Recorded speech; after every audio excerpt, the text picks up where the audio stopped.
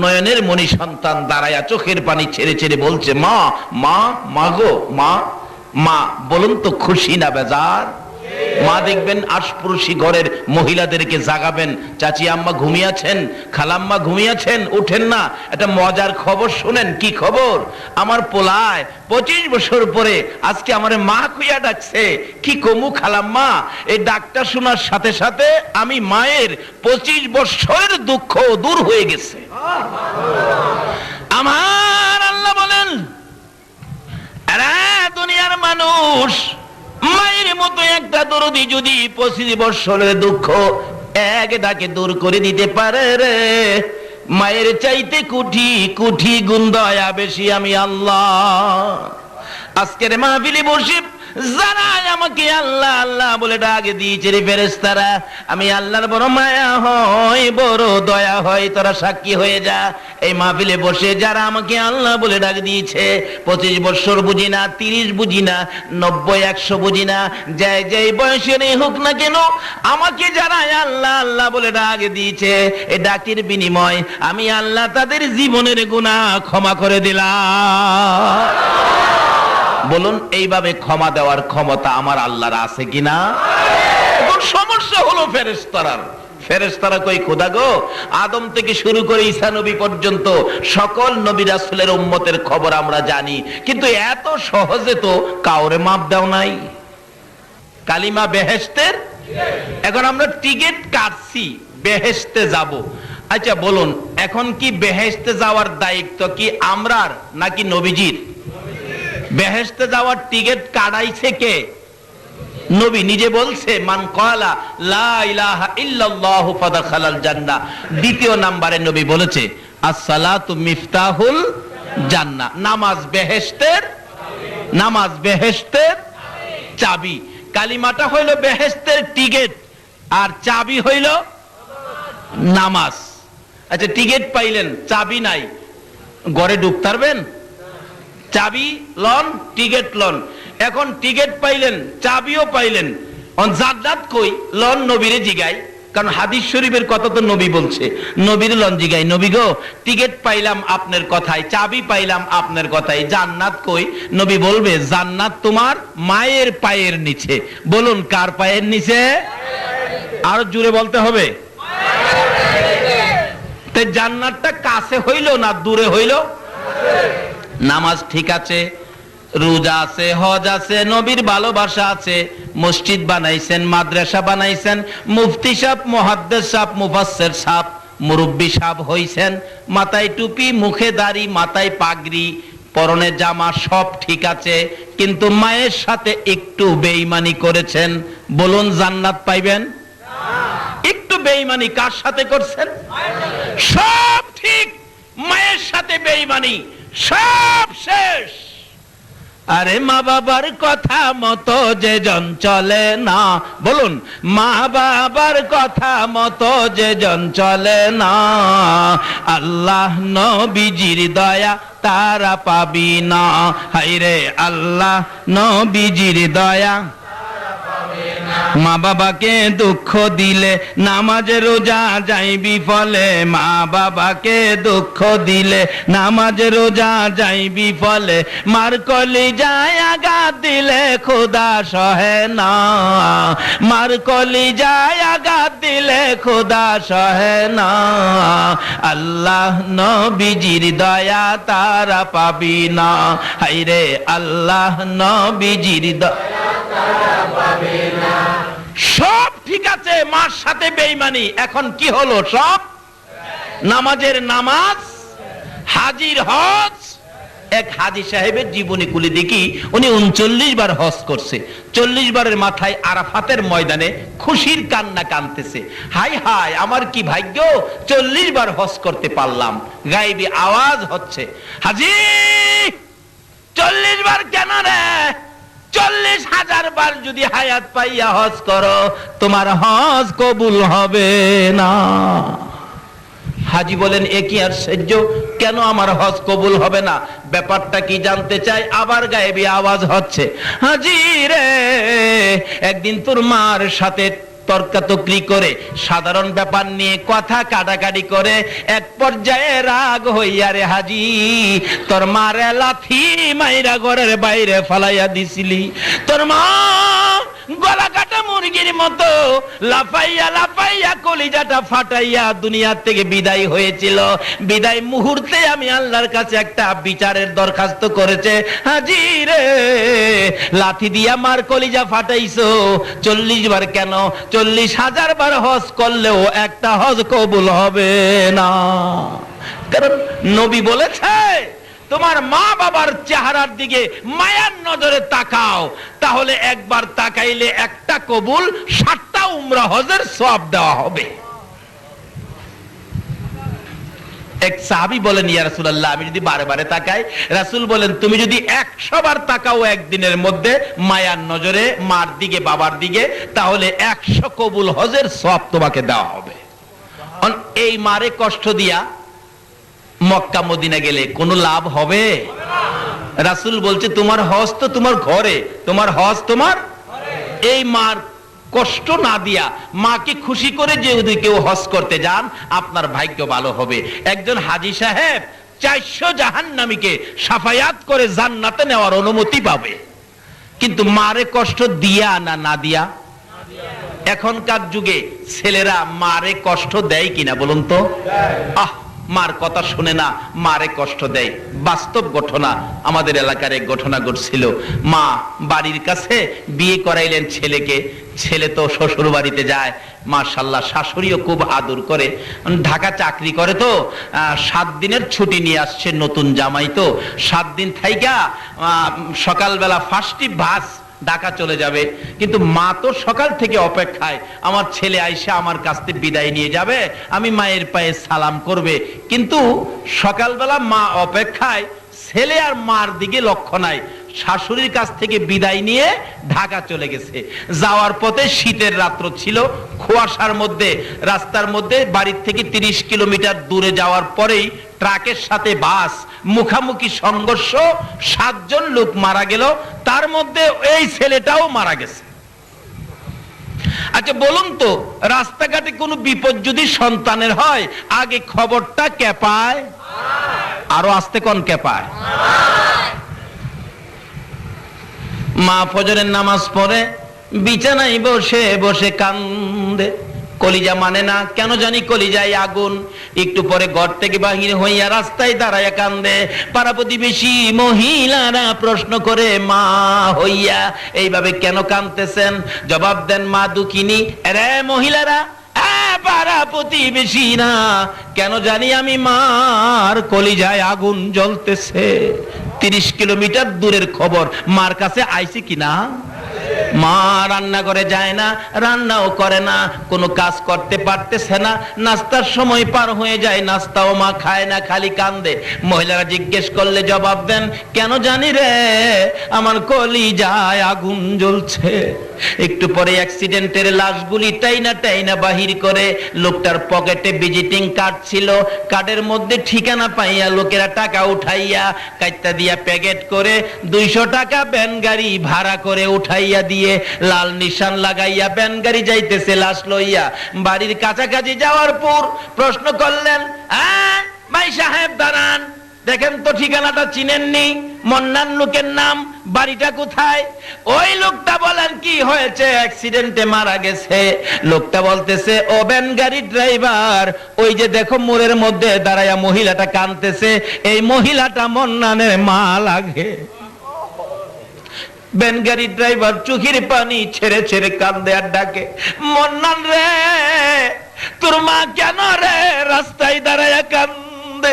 বলুন তো 30 কিলোমিটার দূরের খবর মার কাছে আসছে কিনা? এই মারে কষ্ট দিও না, আমার নবীর শাফায়াত নসিব হবে না। দুঃখিনী মা রাস্তায় দাঁড়াইয়া কান্দে। ভ্যান গাড়িওয়ালা ওই মায়ের পাশে যাইয়া ডাকতেছে, আপনি কেন কান্দেন? আপনার ছেলের নাম কি মন্নান? হ। ভ্যান গাড়িওয়ালা চোখের পানি ছেড়ে দিলেন, মন্নানের মা আর কেঁদো না। এই যে তোমার মন্নান কাইত্তার প্যাকেটের মধ্যে অ্যাক্সিডেন্টে তোমার মন্নান মারা গেছে। সঙ্গে সঙ্গে মা বেহুশ হইয়া জ্ঞান হারা হইয়া চিত হয়ে জমিনে পড়ে গলা কাটা মুরগির মতো নাচতেছে, বেহুশ হয়ে যায়, জ্ঞান ফিরতেছে না। লোকেরা লাশটা নামাইয়া খুইলা দেখে মাথার মস্তক একবারে বাহির হইয়া সারা শরীর রক্তে লাল লাল হইয়াছে, জিহ্বাটা বাহির হইয়ে পড়ে আছে। মা বেহুশ হইয়া পড়ে আছে। মন্নানের খবর শুনে মাথায় পানি দিচ্ছে। কিছুক্ষণ পর মার জ্ঞান যখন ফিরে গেছে, মা একটা চিৎকার মেরে ডাকে, ও আমার পাড়া প্রতিবেশী না, ও আমার লোকেরা, আমার একটু জায়গা দে, আমি আমার মন্নানকে মন ভরে দেখবো। লোকেরা যখন সরে গেলেন, দূরে দূরে সরে গিয়ে রাস্তা করে দিলেন, দুঃখিনী মা দৌড়াইয়া যাইয়া মন্নানের দিকে তাকাইয়া দেখে রে রক্তে লাল হয়ে আছে, জিহ্বাটা বাহির করে দিছে। দুঃখিনী মা মৃত সন্তান রে আঞ্জায়া ধরে বুকের মধ্যে লাগাইয়া দুই গালের মধ্যে চুমাইয়া চুমাইয়া মা দরদি মন্নানের জিহ্বাটার মধ্যে চুমাইতেছে। বাবা মন্নান রে, কেন আমি মায়ের দোয়া নিয়ে গেলি না? আজকে তুই বিদায় হয়ে গেলি, আমারে কি মা বলে আর ডাকবি না? আমি মা কার ডাক শুনে কলিজার আগুন নিভাবো। মরা ছেলে বুকে লইয়া, মৃত ছেলে বুকে লইয়া মা কান্দে। শাশুড়ি দূরে দাঁড়াইয়া নাকে কাপড় দিয়া রাখছে। যেই মা মৃত ছেলে বুকে লইয়া কান্দে গো, এই মার কলিজায় যারা আঘাত দিয়েছো, নামাজ রোজা হজ যাকাত মক্কা মদিনার ইমাম হইয়াও আল্লাহর জান্নাতে জায়গা হবে না। আমার আল্লাহ বলেছে নবীর কথা মানো। নবী বলেছে কালিমাটা বেহেশতের টিকেট, নামাজ বেহেশতের চাবি। উম্মতের রে টিকেট লইয়া চাবি লইয়া কই যাবি? যারে তোর মার পায়ের নিচে যা, তোর মায়ের পায়ের নিচে তোর জান্নাত। আল্লাহ বলেছে নবীর কথা মানার জন্য। নবী বলেছে মায়ের পায়ের নিচে জান্নাত। বলুন কার পায়ের নিচে? এই মায়ের খেদমত করা দরকার আছে কিনা? এই মাকে কষ্ট দিলে নবীরে পাবেন? এই মাকে যদি দুঃখ দেন নবীর শাফায়াত নসিব হবে? এখন দুঃখ দেওয়ার মতো ছেলে আমাদের বাংলাদেশে আছে কিনা? শেষ একটি ঘটনা বলেই আমি দোয়া করে দিব। একটা ছেলে হলো, মা মাত্র একটা ছেলে। ছেলেটা হওয়ার আগে ছেলেটা বেঁচে আছে, মা নাই। মা আপনাকে আমাকে পেটে নিয়ে কত কষ্ট করছে। এই মারে কষ্ট দিলে আল্লাহর আরশ মানে না, আমার নবী শাফায়াত নসিব হয় না। আমি যে এলাকায় ইমামতি করতাম এই এলাকার ঘটনা, বুড়া মানুষ তার মেয়ের জন্য একদিন আসরের নামাজের সময় মসজিদের দক্ষিণ পাশের জানালায় দাঁড়ায় কাঁদতেছে। গরিব ছিলেন, মেয়েটার বাচ্চা হবে তো, কিন্তু চিকিৎসার অভাবে মেয়েটা একবারে মৃত্যুর মুখে, পয়সা নাই, গরিব মানুষ। তার মা বুড়া মানুষ দরজায় দাঁড়ায় বলতেছে, মুসল্লি সাহেবান, আপনারা তো আমার এলাকার, আমার মহল্লার, আপনারা আমাকে একটু সাহায্য করেন। আমার মেয়েটার জন্য আপনাদের কাছে জীবন ভিক্ষা চাই। আমার মেয়েটা মারা যাবে ডেলিভারিতে, একটু সাহায্য আপনারা আমাকে করেন। আল্লাহ বলেছেন যারা অসহায় ব্যক্তি সাহায্যের জন্য হাত বাড়ায়, এ হাতের নিচে দিয়ে আমি আল্লাহর কুদরতি হাতটা বাড়াই। কিন্তু কেউ তাকে দিল না। মাগরিবের সময় সালাম ফিরাইয়া বললাম, এই লোকটা অসহায়, মহিলাটা এমন বিপদের মধ্যে সাহায্য চাইলো, কেউ দিলেন না, এটা কাজটা ভালো হলো? একজন মুরব্বী বলেন, বাবা কার জন্য কে রোজগার করে রাখছে, কে কারে দেয়? আমি বললাম ঠিক আছে, দেখি আমি ইমাম সাহেব, আমি মহল্লায় বাহির হব, দেখি আমারেনি কেউ দেয়, আমার সাথে কেউ যাবেন? ইংরেজি শিক্ষিত একটা লোক, হাই স্কুলের মাস্টার, উনি বললেন হুজুর আমি যাব আপনার সাথে। দুইজনে মিলে মহল্লার থেকে 35 কেজি চাউল তার সাহায্যের জন্য 750 টাকা উঠাইলাম। উঠায়া পাঠায়া বললাম হসপিটাল পাঠান। টাকার জন্য তাকে মরতে দেব না, হায়াত নাই, আমার কিছু করার নাই, আমি চিকিৎসার জন্য টাকা জোগাবো, তাকে পাঠান হসপিটালে। সরকারি হসপিটালে পাঠাইলে আমি সকালবেলা মক্তব ছুটি দিয়ে দৌড়ায় গেলাম, কি খবর দেখি। যাইয়া দেখি ডাক্তার দাঁড়িয়ে আছে, তার মা বাবা দাঁড়িয়ে আছে। জিজ্ঞেলাম ডাক্তার সাহেব কি খবর?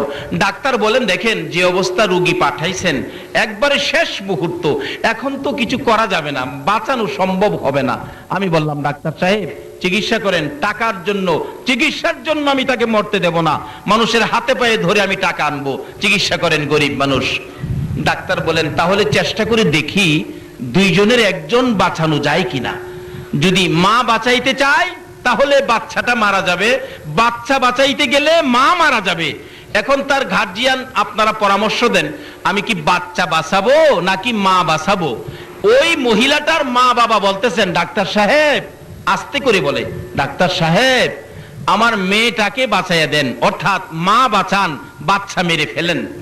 এমন সময় দেখি ওই বেহুশ মহিলাটা, জ্ঞান নাই, জ্ঞানটা ফিরলো, চোখ দুইটা খুলে চাইলো, চোখগুলি লাল, জর্জর করে চোখের পানি পড়ছে। ডাকতেছে ডাক্তারের দিকে ইশারা করে, ডাক্তার সাহেব মায়ের কথা শুইনেন না, বাবার কথা শুইনেন না, 10 মাস 10 দিন কষ্ট করেছি আমি, ডাক্তার গো দুইজনের একজন যদি মারতে হয় আমার সন্তান মাইরো না। ডাক্তার তুমিও তো একটা মায়ের ঘর থেকে হয়েছো, তোমার মা তোমাকে প্রসবের সময় কত কষ্ট করেছে, ওই সময় তোমাকে যদি মেরে ফেলতো তুমি কি ডাক্তার হইতে পারতা? না। তোমার দুইটা পায়ে ধরি, দুইজনের একজন যদি মারতে হয় আমি মার জীবন শেষ করে দে, আমার পেটের সন্তান বাঁচাইয়া দে। আমার নবী বলেন, উম্মতরা রে, যে মা নিজের জীবন দিয়ে তোমার জীবন বাঁচাইতে চাই, এই মায়ের পায়ের নিচে তোমার জান্নাত।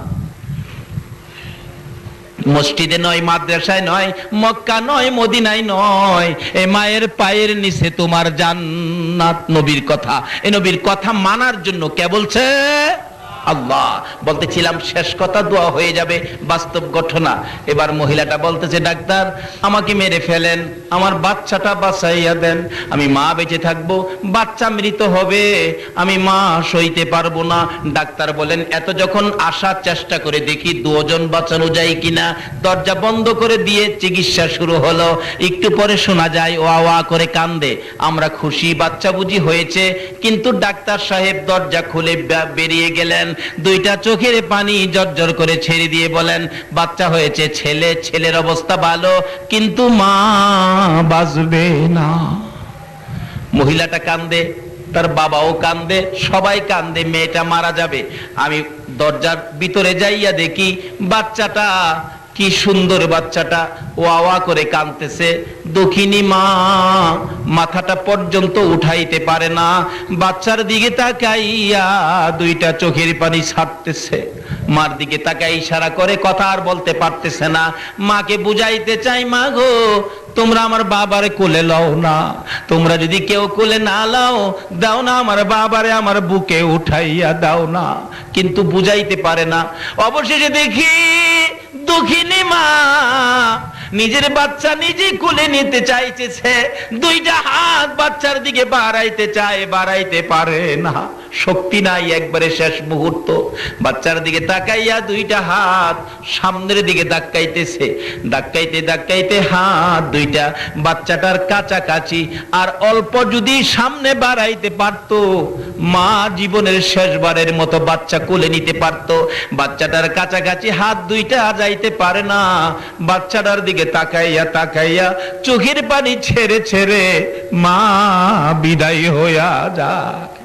আমার নবী বলেন, উম্মতরা রে, যেই মা মৃত্যুর মুখে তোমার মতো সন্তান কোলে নিতে চায়। কত মুসলমানের বাড়ি গেলাম, একটু সীমাই দিল না, আর বৌদিরা আমাকে এরকম নাড়ু খাওয়াইছে। তুমি বৌদির বাড়ির নাড়ু না খাইয়া মাদ্রাসায় আইসো, তুলাপান মাটিতে কুলুকুন্ডলা বানাই দিচ্ছে, ও তিনটে খাইয়া গেলে পানিতে পারিছে। লজ্জা ঘৃণা বলতে কিছু। বাঙালি, সে বাঙালি কত, ওদের তো দুনিয়ায় কত উন্নতি। আরে উন্নতি কি, বাঙালির স্কুল যত বড় হয়, স্বর্ণের স্কুল যত বড় হয়, কতক্ষণ বাঙালির স্কুল কত, বাঙালির বস্তা, স্বর্ণের বস্তা বাঙালির বস্তা এক সাইজ, 8টা 10টা বস্তা দিয়ে এক বস্তা বানাইছে, তার নাম লোক। ওর মধ্যে বস্তা বলি গাদিতে তুইছে, বছরের পর বছর রাস্তার মধ্যে ঘুরেছে, অতি পাগল হয়ে দিতে চায় না, ঠিক না? এর নাম বাঙালি। আর স্বর্ণ একটু যারা ভর্তে ঘাটে রাস্তায় গিয়ে খুব তাকায় গভীর ভাবে, স্বর্ণ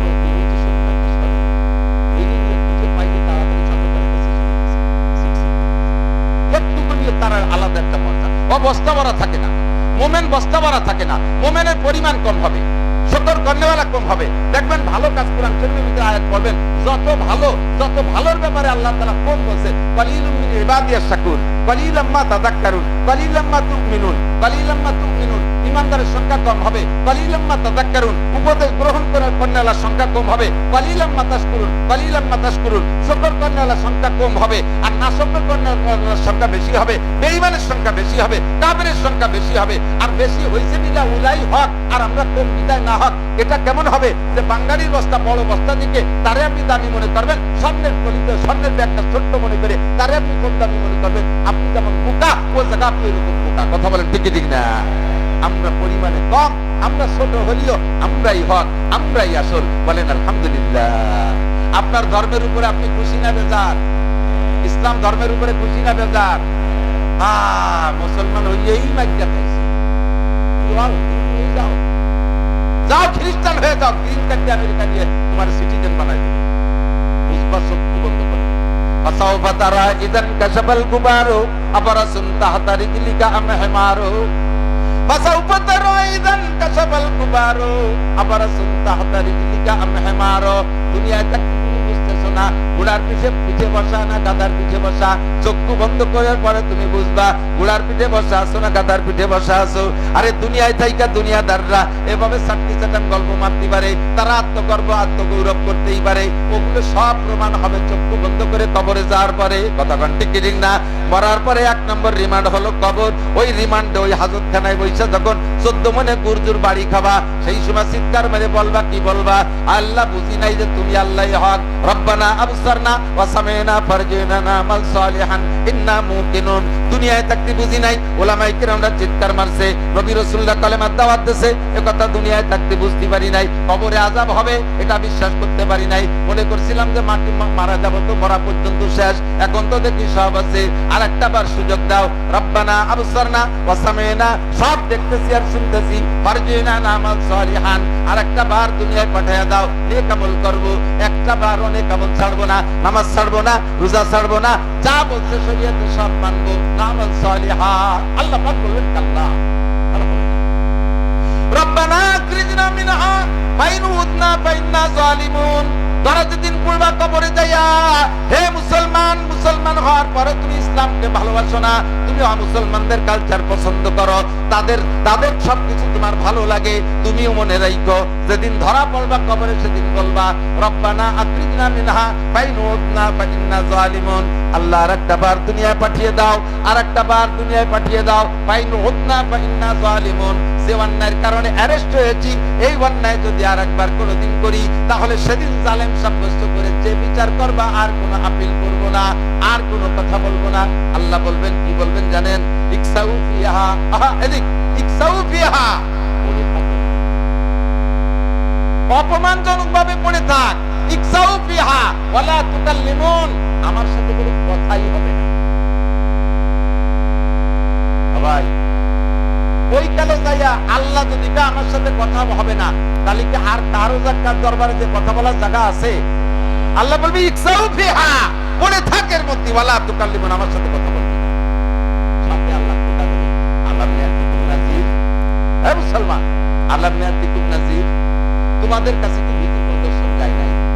বক্তারা যায় নাই, তাবলীগ ওয়ালা যায় নাই, জুমার দিনে ইমাম সাহেব কি মসজিদে বলে নাই আলাম ইয়াতিকুম নাযীর? খতিবরা বক্তারা কি বয়ান এগুলো বলে নাই আলাম ইয়াতিকুম নাযীর? আল্লাহর হাতে, ফেরেশতার হাতে যখন ঈমান দেয়, বুকু মুড়া দিয়ে, পিঠ মুড়া দিয়ে, গলায় বেড়ি দিয়ে যখন টাইট করে বসায় এইভাবে জিজ্ঞেস করা হবে, ছুটতে পারবেন না। ছুটতে না পাইরা মিথ্যে কথা বলার কায়দা নাই, আপনি স্বীকারই করতে বাধ্য হবেন। ক্বালু বালা কদ জানা নাযীর, জি আল্লাহ এসেছিল। কত যে সুন্দর করে বললো, যুক্তি দিয়ে বললো, দলিল দিয়ে বললো, কত ভাবে বললো। ফাকাদ্দাবনা ওয়া কুলনা মা নাযালাল্লাহু মিন শাই, কথাগুলো বিশ্বাস করি নাই, আর বলেছে এগুলো সব মিথ্যে কথা, এগুলো আল্লাহ নাযিল করে না, মৌলবীরা বানাইছে নাই কইয়া এই পয়সা কামাই করার জন্য ধান্দাবাজি করতেছে। এখন তো সব কিছু সত্য। আরেকটা কথা, কোনদিন আর রেহাই পাওয়া যাবে? কথা বলেন যাবে? শুকর করব কার? বলি আলহামদুলিল্লাহ, আলহামদুলিল্লাহ। সব নিয়ামতের শুকর কার হবে? আলহামদুলিল্লাহ। বর্ষাকাল বৃষ্টি আল্লাহ দেবেন, এটাই আল্লাহর সিস্টেম। আবার শীতকালে শীত দেবেন, এটাই আল্লাহর নিজাম। আর শীতকালে শীত হওয়াটাই নিয়ম, বর্ষাকালে বর্ষা হওয়াই নিয়ম। আবার এই নিয়মকেও পরিবর্তন করার ক্ষমতা একমাত্র কে রাখে? আর কেউ রাখে? যা আমাদের মাননীয় প্রধান উপদেষ্টা যদি ইচ্ছা করেন যে এখন পুষ মাসে শীতের মতো শীত দেবেন, অবশ্যই পারে। গরমকালে শীত আর শীতকালকে গরম বানাইতে পারবে। প্রচন্ড বৃষ্টির দরকার। আমাদের উপদেষ্টা মন্ডলী যারা আছে, আমরা সাথে যারা আন্দোলন করেছি, সবাই সম্মিলিত ভাবে চেষ্টা করে কি এক চাক মেঘ বানাইতে পারবো?